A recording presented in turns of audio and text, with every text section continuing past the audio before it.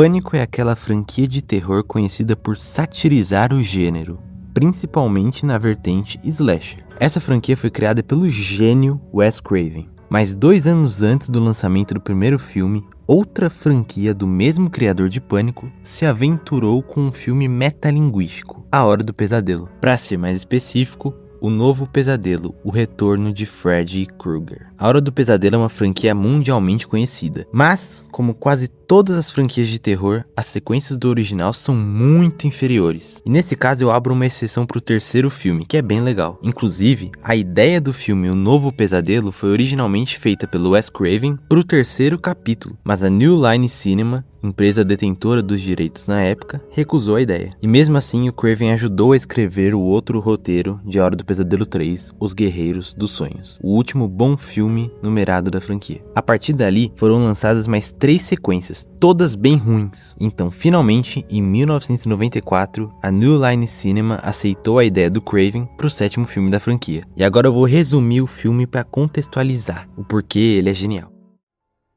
Anos depois do fim da franquia A Hora do Pesadelo, a atriz Heather Langenkamp, que interpretou a Nancy nos filmes originais, vive sua vida normalmente com seu marido e seu filho Dylan. Mas coisas esquisitas começam a acontecer. Ela começa a ter pesadelos com Fred, enquanto seu filho Dylan passa a agir de forma cada vez mais estranha, como se estivesse sendo influenciado por algo. Ao mesmo tempo, ela recebe telefonemas misteriosos com uma voz idêntica à de Freddy Krueger. Enquanto tenta entender o que está acontecendo, Heather descobre que o diretor Wes Craven está escrevendo um novo roteiro de A Hora do Pesadelo. Quando ela o encontra, Craven revela uma teoria bizarra. Fred não é apenas um personagem fictício. Segundo ele, Fred representa uma entidade antiga e maligna, que foi mantida presa dentro das histórias e dos filmes da franquia. Mas agora que os filmes acabaram, essa entidade está tentando escapar para o mundo real. E para conseguir isso, ela está usando a imagem do Krueger. A entidade começa a invadir os sonhos do Dylan e a atacar pessoas próximas da Heather, misturando cada vez mais sonho e realidade. Percebendo que seu filho está em perigo, ela aceita o papel que o próprio roteiro sugere, precisando se tornar Nancy novamente, enfrentando Fred como nos filmes originais. No confronto final, Heather entra no mundo dos sonhos para salvar Dylan e enfrenta Fred diretamente. E obviamente ela consegue derrotá-lo e destruir a criatura. E no fim, mãe e filho acordam em segurança. Ao lado deles está o roteiro final de Wes Craven, sugerindo que tudo o que aconteceu se transformou na própria história do novo filme.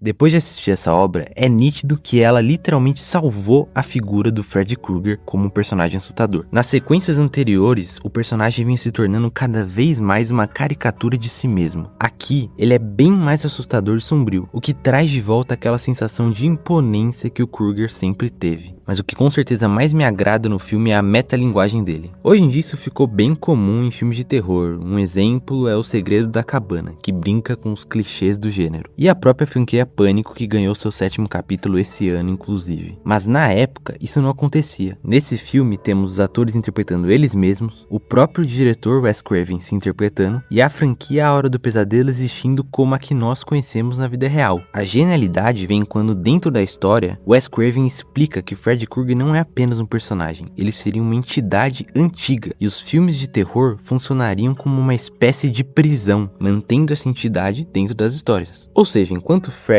era só um personagem de cinema, ele estava controlado. Mas quando a franquia se encerra, a entidade tenta atravessar o limite entre a ficção e a realidade. E então, ela começa a atacar os criadores dos filmes. O vilão tentando escapar da própria história. Isso foi bem inovador nos anos 90. E além disso, no final, o Wes Craven envia um roteiro para Heather, dando a entender que tudo o que aconteceu virou um novo filme. E eu enxergo isso como uma crítica a esse vício de Hollywood de fazer sequências de filmes com qualquer ideia, mesmo que essa ideia não seja o suficiente para um bom roteiro. E talvez seja por isso que O Novo Pesadelo, O Retorno de Freddy Krueger, seja um dos filmes mais fodas de toda a franquia A Hora do Pesadelo. Ele não tenta simplesmente repetir a já cansada fórmula dos filmes anteriores. Em vez disso, o Wes Craven olha para a própria franquia e reinventa ela, com um roteiro mais inteligente da saga, transformando Krueger em algo muito maior do que só um vilão slasher, o medo escapando da ficção.